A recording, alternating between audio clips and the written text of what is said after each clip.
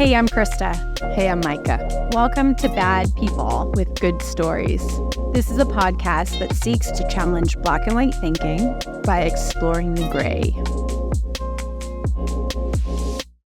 Yeah, welcome back. This is our season 2. It's been 5 months, I think, since we last did our episodes. Oh, really? Yeah, I know. I have not been counting them. I know. I feel like that is a long time. Yeah, it's a while.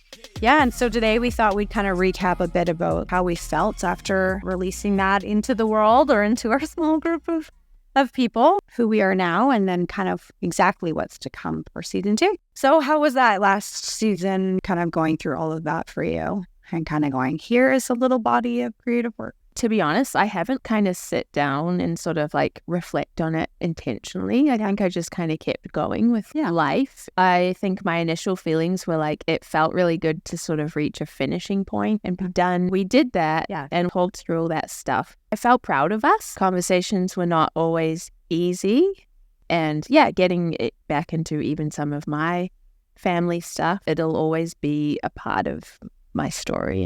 And so it'll always be kind of tricky to talk about, but I think these kinds of conversations are really like important. Important. And I definitely believe in having these kinds of conversations and talking honestly about where you're at and what you're processing. And it's interesting. A lot of the feedback I get is, I think Micah's faking it. She's not really a bad person. And yet, I think you handle that always like so gracefully. And thank you. That for one, you were willing to risk whatever that meant. And then for two, kind of going in your own sense, like maybe you have felt othered when you've left certain things or when you speak out and say, oh, that's not great. And I don't want to repeat that. And that's really hurtful. And so, I think that's also interesting. Creative work that seems to map. Right after, it was like this deep spiral into shame. Like for me, it felt like a great uncovering and sort of a way of exposing things that just were that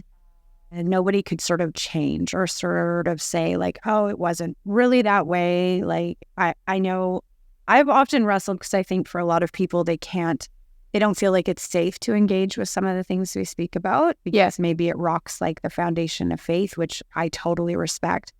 And for me, that fear of feeling misunderstood or like I am seeking to tear down something that I'm really not. Yeah. It's just about the freedom for me to go like, I'm fine to be labeled as a bad person. And if anything, from that experience now moving forward, I don't feel like I hold that label in the same way. Yeah, that's cool. Yeah, but I'm okay with if anybody feels unsafe in my presence or feels like they're not sure of whatever I've gone through and they're like, that's bad. I can't deal with that because they need certain things to be good. Yeah. That's okay. And the really interesting thing I thought was the deep shame that I felt and kind of, again, like nothing I think that I've engaged in is like, I mean, some of it's not great, but it shouldn't cause like this almost life-ending shame that I felt. And that was the reality of it by saying like, as soon as we finished, it was like this deep, again, depression. Lots of other things are going on in life, but just feeling so exposed. And I think that's the risk. I've spoken to so many people that either have said, I have done the same things, I am in the same boat, or I don't know, they have similar experiences. And they would say things like, well, I would carry this to the grave, or, have even reactions when they see other people doing that same type of behavior. And then they will almost even condemn those people out of fear based on information they have of things that have hurt them. And I think that a lot of times we don't talk about these like gray areas or this stuff that's usually like hidden because we're afraid of being bad. Like we heard this person talking about the ego and how the ego is kind of at that core baseline, could be afraid of being like the judgment and being bad. Yeah. So I think by us kind of going like, that's okay, it doesn't matter. And then for me, truly experiencing the shame, that was probably the only way that I could then, I feel like, also find love for myself. Like as much as this is a conversation about faith and Jesus and God and all of that stuff. I think it's all mixed, so layered, because I feel like another element to this is also like in speaking, we are in a way exercising your own autonomy as well, and like personhood, because when that has been, I don't know, just always like moderated by people and you've been sort of censored, like you're censored within a lot of systems, right? Especially us in systems that we were in. So speaking out is, like all those things you mentioned that we could be afraid of, like what people think, or I'm bad, or that we have some ulterior motive, or we're trying to like, those I think will always be there, those fears, but just being able to actually speak regardless and say like, yeah, this is my reality, this is what I've been through, that in itself is kind of like a part of moving forward. I think so. And it's like, then when you actually look at it, then you can go, do I want to change? Was that fine? Maybe also trusting that as people move through life, they're actually doing things in a thoughtful way. So, sometimes in Christian circles, we go like, that's sinful. Why are you doing that? Don't move forward in that way. And yet it's the only way forward for them based on brokenness, just experiences that we're not privy to. Yeah. And yet sometimes we discount the person's, again, like autonomy and like thought process by going like, no, don't you see this? And it's like, well, no, they probably do. Yeah. And they probably just need the freedom to just exist as they are. And I think it was really interesting, I think, for me to exist as I was and still feel a great deal of shame. Yeah. So can I ask, like, what did you anticipate feeling that way at all at the end? I think so, but not that. Okay. It's quite bad. So did it kind of surprise you, or like it just were you confused by it, or like validated that there is a big risk in being really authentic with people and really saying the ugly things. Yeah. Thankfully, there is something past that. So that's what I would encourage people, like as we talk through, like, and we confess like things that they really are. And sometimes, again, safe circles want certainty and they want things a certain way, because if not, then that's bad and we got to stay away, it's too ugly. Yeah. But just allowing people to exist, then I think there's something beyond the shame. Yeah. Well, and existing in those ways that are moderated as well gives other people this sense of predictability, right? Like you're not going to respond that way. And so if you're responding in a way that's out of their control, I personally love conversations like this because I feel like if it makes other people uncomfortable, it's kind of on them. To an extent, we're part of a community. I think, like thinking about others is something that's a huge value to me. But I think when it comes to like honesty like this, I think a lot of people get uncomfortable maybe because, like you said, it's like triggering something in them that I would hope would cause them to kind of, I don't know, just like look inward a little and get curious about why they're having those responses to something. I need to do that myself as well every time I'm like, yeah. I think we've learned too just so much about projection and people. I think that's why some of the stories that have come that we're excited about this season that we get to share are how interesting it is for people to go through events in life that are kind of traumatic or just sort of like, that's not something that's normal for people to go people to go through. And the hard stuff. Yeah, but then they also have to deal with like the projection of how other people are viewing them and like totally keeping that on. Yeah. And that's interesting as you, again, want to show up in a vulnerable way in life and kind of be authentic about this is what's really going on. Yeah. It's not like the nice cookie cutter, like, everything's fine. No. This is the hard stuff. Yeah. And other people feel uncomfortable by that. They don't, again, know what to do with that. And then they discomfort. Like kind of heaping on either, it can be well-meaning advice or like, do you know what you're thinking? Or I got shouldn't you talk about this in 20 years when you sort of got it figured out? Yes. It's like, well, that's great, except that I don't even have it figured out right now. So just let me talk about it so that I can see what is even here. Yeah. Because it's too much to listen to everybody else's voice sometimes. Totally. Again, in these systems where we're so unattuned to what we actually think and trusting that God potentially actually indwells within us and that we are trying to make the right decision and it doesn't need to look. That being said, like where do you find yourself right now? Through doing this podcast and stuff, it did kind of sort of not solidify, but I guess it revealed more to me about just being okay and learning to sit with like the uncomfortable, I think, and also to not feel the need to always have answers or a solution, or it's kind of like where I'm at. So there's still a lot of things that I'm sort of like ideas that I've rejected and things that I've like left behind. But I still don't really feel a pressure to be like, okay, so what are you moving towards? Or like, where are you gonna end? Like, I'm just, right now I'm open to the mystery of God. And like,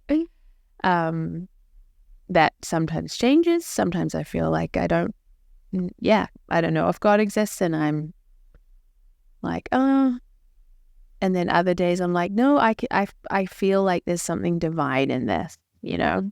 Do you feel like there's something that always pulls you back because of your foundation in that? Or is it something that is drawing you forward because you almost some days can't deny it? Like what? Because that's something I would relate to, is that it's tricky to to fight slotting back into old ways. Or do you feel like, it's like, oh, no, whatever is happening, it's because it's a I think for me personally, like I see it as a forward trajectory. Yeah.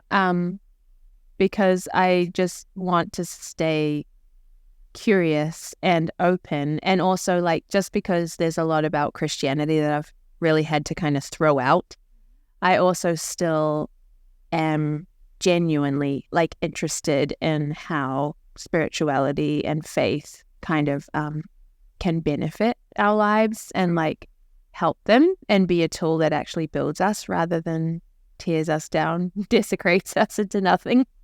And so I think it's just a lot of still like exploration for me with like, well, what does that look like? And just a lot of like listening to other people's ideas about that who are on a similar path and are exploring similar things. I remember you saying like you're really interested in like the why behind things. Like in your study right now, you're pursuing, trying to have greater understanding for the human experience. And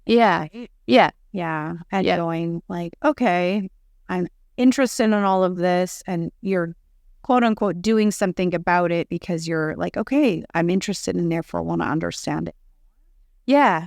And I don't know where that interest comes from. Maybe as long as I can remember, I've always been like interested in people. Mm-hmm. Like I think people are, but the older I've gotten, the more like complex it appeared and like life has revealed itself to be. And just like that complexity, is also something that's like well beyond my control or the worldview, you know? So, Well, I'm probably trying or seeing when people have the tendency to sort of squish that, like the complexity, and just go like people are in boxes, and you're like, no, like let's not do that. Let's really create space for people to exist beyond that. Yeah. And then try to understand them in a more holistic, probably.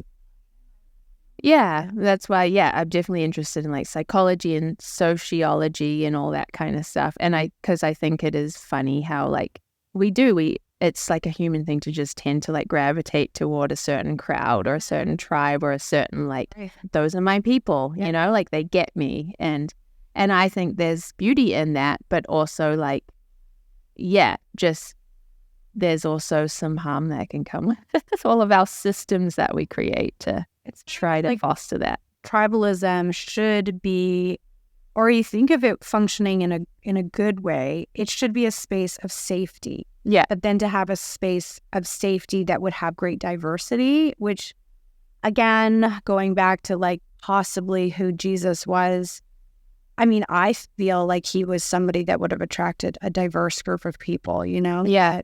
Again, were free to be themselves truly as they were, right? From hopefully it seems like different classes and socioeconomic backgrounds kind of idea. So men, women. So, I mean, even thinking about us and a value is like, oh, right, diversity of experience and is really important. Yeah. And understanding humans as a whole. Yeah. And then, but then safety being such like a thing paramount, right? Totally. Yeah. And like, why wouldn't you want a tribe that's like that? Because it's almost trusted. You're like, okay, we can go through life and there's, varying degrees of understanding about how to proceed forward. Yeah. Even for our children and stuff. Totally. Yeah. And I feel like that is the ultimate, like challenge the human race, because that's ideal. But then, when you sort of break it down, like if you, think about even just like raising your own kids and then who you would want them to be around and what influences you want in their lives, like that does come with like parameters, right? Of like who is. But then it should align with our values. It's not like asking, okay, where are we going? Yeah. Okay, is it success at all costs? Is it like financial, like freedom or whatever? Yeah. Right. What are those core values? Because I think that almost weeds out the people that get to be in the tribe. Yeah. Yeah. If you're a conquering tribe, well, then you're not really going to care that much about people. Yeah. Totally. Resource or whatever. Yeah. Right? Yeah, so in a way, like we can't escape that tribalism. Yeah. Like we're always trying to, we're either fostering it unintentionally or we're participating in it. But I think like you say, like a values thing is really crucial, of like a common value for people that. Which is tricky too when you're like, okay, I'm not really sure. I mean, you're sort of defining yourself in I'm curious about the mystery of God, and I'm, I care deeply about people, deeply about justice, about understanding, about safety. But without having those like, I'm a Christian and I'm a Baptist or whatever that looks like. Those are just those clear lines. And we're hoping to, again, kind of be a little bit more in the gray where all people could potentially fit. But it's more like, okay, right. Do we deeply care about love? Totally. About equality. Things like that. Acceptance. And I've been thinking as well since the last season, that was the only thing that did cross my mind.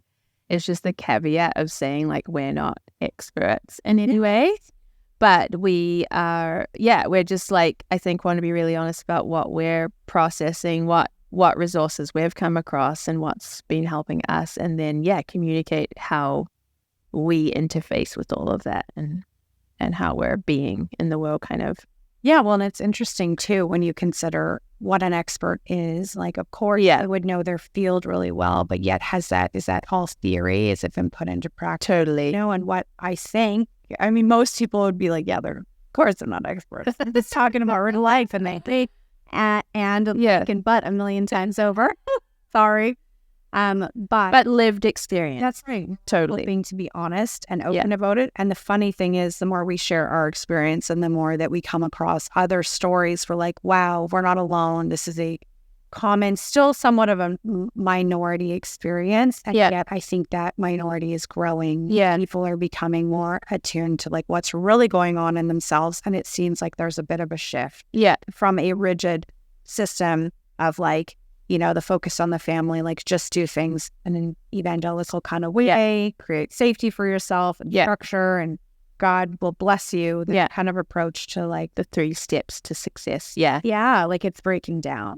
A little bit. And not because anybody wants it to, it just is happening. Totally. Because it possibly we're putting, I mean, we both love that book, The Idolatry of God. Yes, very good read. It kind of uses God in a certain way instead of going like, that's possibly not what God is offering humanity. More like, again, love and acceptance and a way of being rather than certainty and you become a little God in your own life. Totally. And I think, this is where I really, part of the value in these conversations for me is actually like we get to test out that like lived experience alongside these sort of beliefs and ideals that we all hold, and like how do those actually mesh? Where do they completely like miss each other? And for me, I'm like super interested and in just that honest look of like, does what I believe and what I expect from life actually match like what life is and what my experience has been teaching me? And I don't know. No, that's helpful. I think that was interesting and kind of being honest about what happens when you separate and then you're lonely and then you have baggage from your childhood or from abandonment and all that, and being honest and feeling a lot of shame, like, oh, if I had just, trusted God, I would have not been hurt, or I wouldn't have risked this thing. And yet trusting that I chose to do those things and they were thoughtful and that they actually had to get me through something. And I learned through experience. Yeah. And I think that God, that if, again, I'm trying to slot myself back in that old way of thinking where everything kind of has to be like passed through the lens of God, I think he's okay with that. I want to believe, or just the idea of love, that we can love ourselves in these kind of messy, really like free-falling moments. Yeah. And, where some people would be like, well, just don't do that. Duh. Yeah. That's not it's straightforward. Yeah. Constructed. Yeah. That when you want to self-destruct, you're going to do things that are kind of in line with that and meet yourself in those moments. And, hopefully not self-destruct, but that's real life. I don't think, I know I'm not alone in that. Yeah. I know that the more research, the more reading, the more stories I hear, it's like, right, okay, so you had to go through them. Yeah. Thankfully, we're choosing to do that openly and honestly, hopefully creating spaces for other people to do the same thing. Totally. And show up in bravery. And then from that to go, okay, I want to trust myself that is for a purpose. I learned something. Now I have a choice going forward. Like, do I want to continue down that path? And maybe you have to keep learning the same lesson, but there's so much shame in that people are like, oh, kind of like for vulnerable people, like, you don't have a limb, like, you should feel bad about that. And like, oh, and you're like, well, I don't actually have a limb. Like, kind of like, fuck off. Like, I can't do any better. And yet maybe I can learn a new way to cope. I can. A new way of being without that limb, or without maybe the shame of, because it's not just people heaping that on you, it's also you doing that to yourself.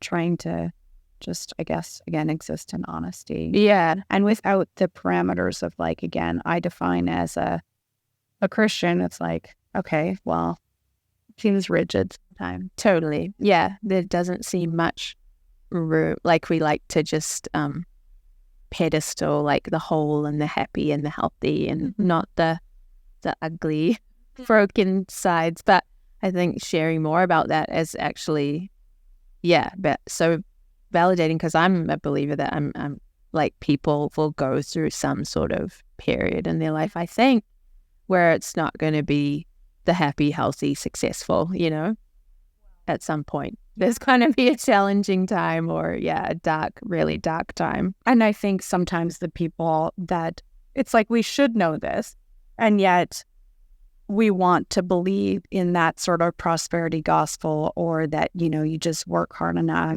and that it will all work out. And when it all doesn't work out, which we should expect, then again, it's, whose fault is it? And who's the hero? Who's the villain? And then it doesn't actually help anything. Like, no, you're part of the process, and how that all came to be is because of your involvement too. And that you have choice. I think that's been a huge thing. Totally. For us recently, listening to different pods and whatnot about obedience and about, compliance, and going like, no, there's incredible choice in everything. The thing you give your attention to more kind of grows more, and I think that's been helpful for us and our kind of growth going forward. Totally. I actually saw something today. Can I read you something super quick from it, because it just is in line with like what we're talking about on our account, actually. Cool. Let me just quickly get to it. Okay, so this quote is by Alice Walker. I think she is an author and poet. And she says here, some periods of our growth are so confusing that we don't even recognize that growth is what is happening. We may feel hostile or angry or weepy and hysterical, or we may feel depressed. It would never occur to us unless we stumbled on a book or person who explained it to us, that we were in fact in the process of change, of actually becoming larger spiritually than we were before. I thought that was really cool. That's so beautiful because, like, just even now going, like, we see, like, as we kind of wrestle through things, the world gets bigger, like, and there's more room for these things. Yeah. And more room for exploration and different answers. Yeah. Well, I think it's nice, like, when you're in those times of feeling, like, depressed or, like, hysterical or, like, you feel sort of out of control and, like, life is, you're not really thinking, like, the thought that there is purpose to this, there is meaning to this sort of suffering, like, it does feel like suffering in a way. That's kind of not really at the forefront of your mind. It's like, how can I get through this? How do I get out of this? Like, how do I just move, past it? Or, and so I think, just normalizing these, like, times where we do feel not in control and, like, at the mercy of life is just part of the human experience too. Well, and it's tricky because, I mean, I would hear, like, the Christian answer to that is that God, like, works all things, or that it is great purpose, except that shrinks it all over again. And that prayer, I think sometimes that just doesn't meet things like injustice, abuse, like a deep suffering where you actually, like, you're free falling and you can't find the bottom. Right? It just keeps getting worse and worse and worse. And I think for lots of things, those, like, the verse and the prayer are just helpful, right? In the normal day-to-day. But that is speaking to, like, a depth of experience that is beyond totally that day-to-day. And I think that's, like, that's the thing that we're trying to, like, push against. Like, some of the things around justice, like, I look and I'm like, I've wrestled through praying about them and then really going, like, God, if you're good and you're aware of all this, you wouldn't let this happen. Again, like abuse to children or like things like that. I have a really hard time praying through that. And I found that it's not actually correct to just, hope for meaning in this and pray about God intervening in some miraculous way. I've actually had to action it. I've actually had to do something to invoke justice in this world. And a lot of that is just speaking up. And I think, which is harder to do than, no offense, like, prayer, I think, has its place and is beautiful, but it can be sort of a crutch too for, like, not looking at the your power for what you can do yourself. And that's that is huge. Like, our power in going, no, or that's not right, or no, just because you have power, money, or influence, like, you don't get to just treat people like that. We don't. It's calling things for what they are. For sure. And I think that's a huge part about, like, social justice or even our justice system or whatnot, that is oftentimes you've seen, the church, like, oh, no, just keep it in this context or whatever. And, don't seek out any, like, outside help because that's, we're almost, like, suspicious of that a little. And I look at those systems that were actually, I don't know, I look at it, I'm like, how is this not founded on, like, the teaching of Jesus? Making sure that all people are treated equally, making sure that vulnerable people are protected. Like, that is such a kind of like a gospel-focused thing. And and yet we're distrustful of those systems that actually help to exercise each individual person's power, right? Going, like, your story matters, and kind of finding that equity again, which is justice is such a, I know both of us feel like. Totally. And I've kind of had to realize as well, I think, just being an adult, like becoming an adult, realizing where where a lot of systems, even the justice system, like, there is failure there and failure on the part of a lot of people to, like, so even, like, all the systems we create are kind of these attempts at achieving, like, what our ideal existence is. But like, I just have seen lately this makes me think of there was a man in the States, did you see that? Who was just given the death sentence, but wrongly accused and innocent, but by allegedly, well, not allegedly, but according to what I've read, Christians and people who are saying that they're pro-life and pro-innocence. But yeah, it's just very selective, that's hard. Like, some things in the world do feel sort of like beyond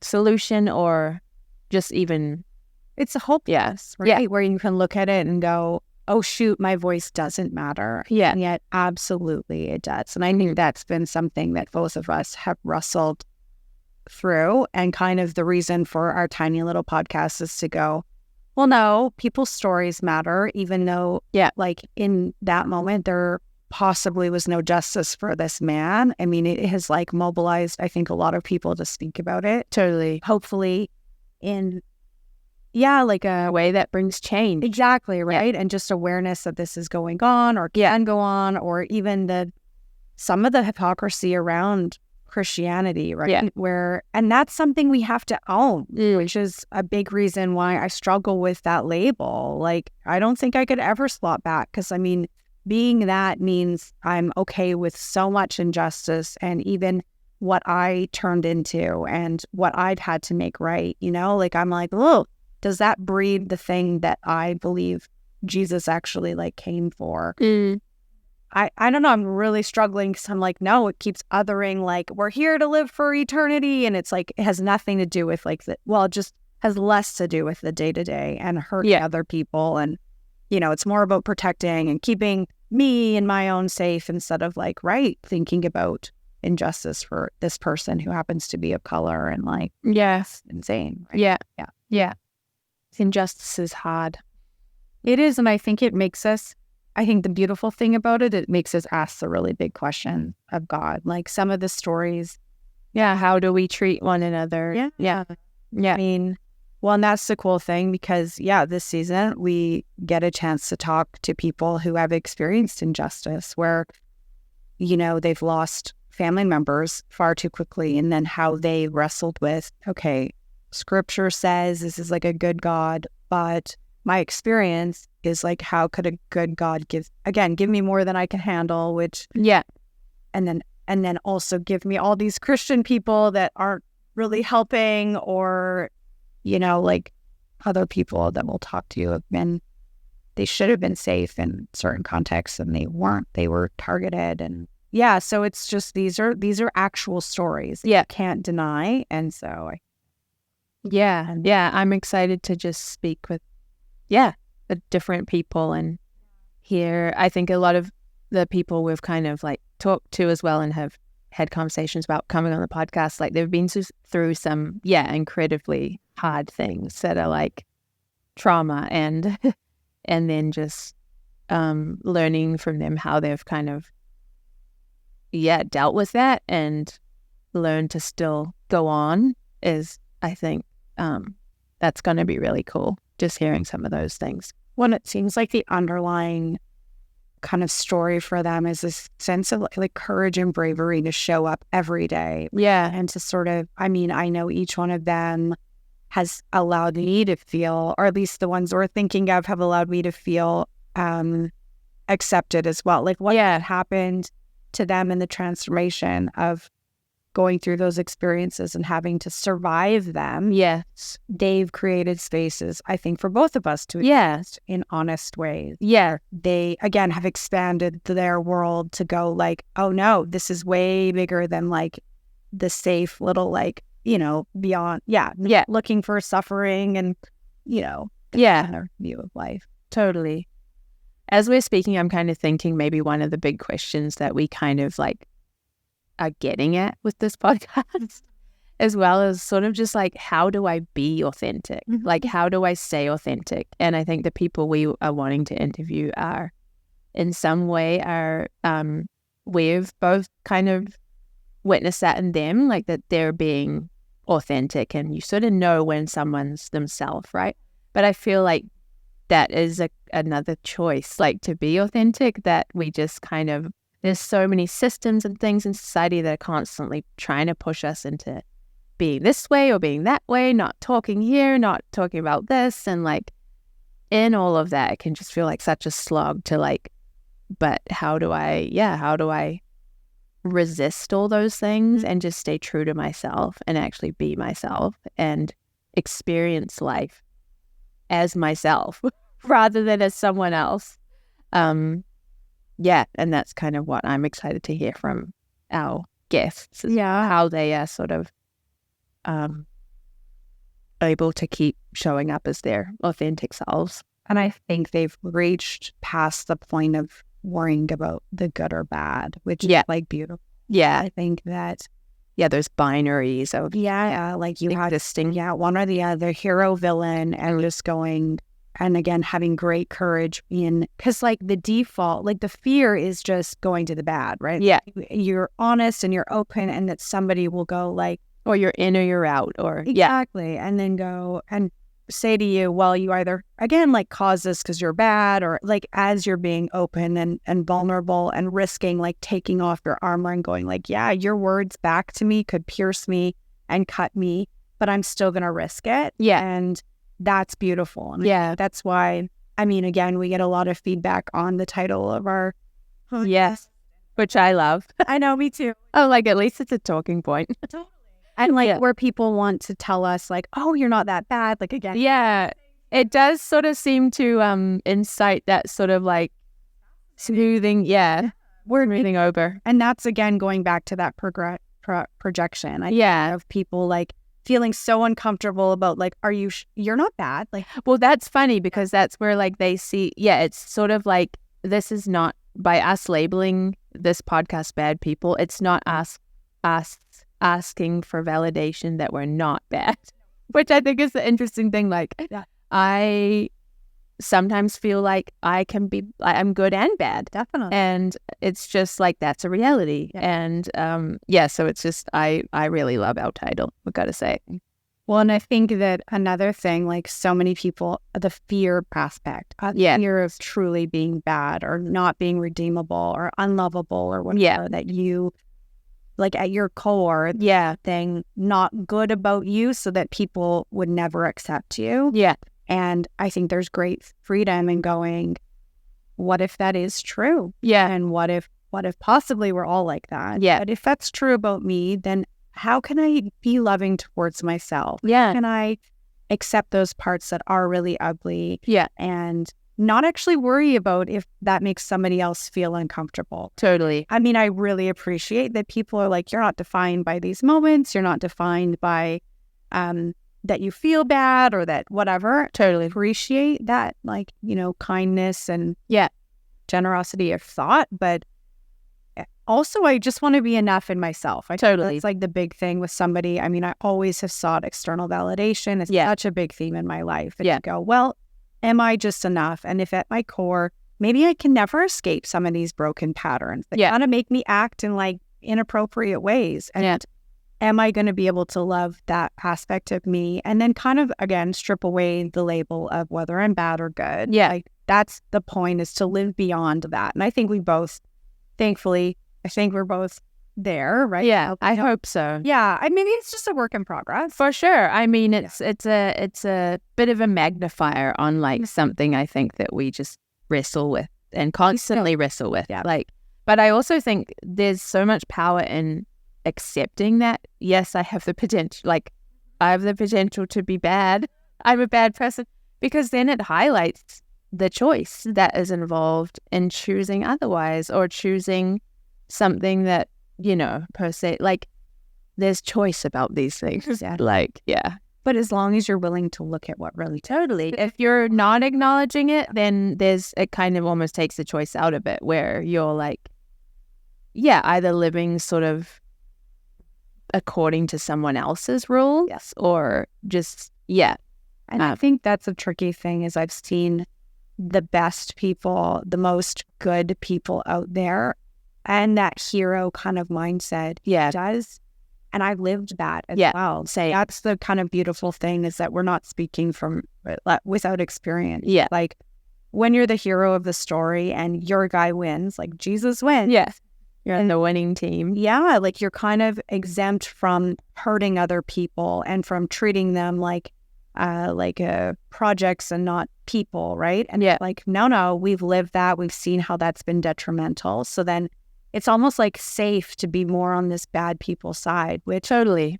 I want to believe too. In that system, Jesus was about the sinners. Totally. About the bad people that were just honest about how ugly and like just normal they were. They were just honest. Yeah. Totally. And they couldn't actually hide with like the money and the power and the influence and whatever else that we strive for. They were. Yeah. And they were reclining at a table and just existing. Totally. And he looked at them and said, and that's been I think that's one of the most hurtful things sometimes that I encounter. Yeah. Is people that don't want to interact and actually want to go, she's a bad person. Yeah. And that's also the other side of this. Is yeah, I know. Yeah. Sorry. Like I'm deluding myself. Yeah. But I think in some ways I've accepted that aspect. Yeah. Because this could have been called good people with.